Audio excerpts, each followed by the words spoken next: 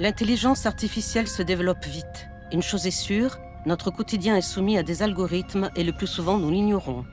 Ils décident de ce que nous lisons, des objets à acheter, de l'octroi d'un prêt bancaire et du partenaire qui nous convient. Notre vie dépend de la manière dont nous sommes vus par les algorithmes.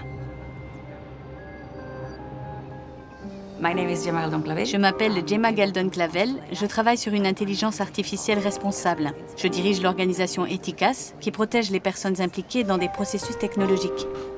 Partout dans le monde, nous constatons que l'intelligence artificielle est d'abord conçue pour des populations vulnérables, qui n'ont pas les moyens de se défendre.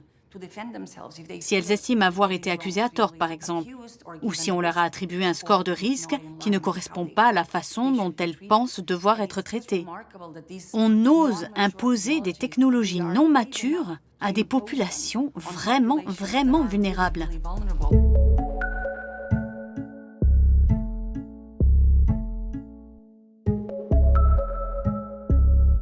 J'ai plus besoin des études. De plus en plus de jeunes décrochent, car ils n'ont pas réussi à accéder à leur filière d'études du premier coup.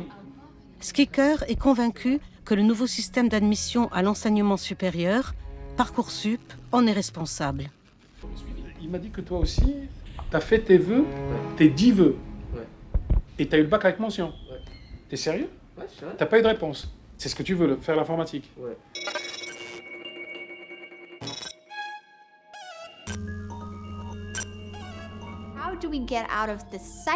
Comment sortir de ce cercle vicieux? D'un côté, il y a ceux qui peuvent tout se permettre sans que cela ait la moindre conséquence. De l'autre, il y a ceux qui doivent se débrouiller, ceux qui sont issus de couches sociales défavorisées et qui sont lésés par ces technologies.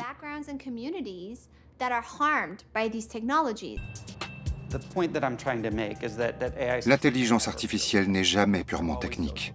Elle est aussi sociale, politique, culturelle. Elle est aussi en lien avec l'histoire. Et qui étudie la société?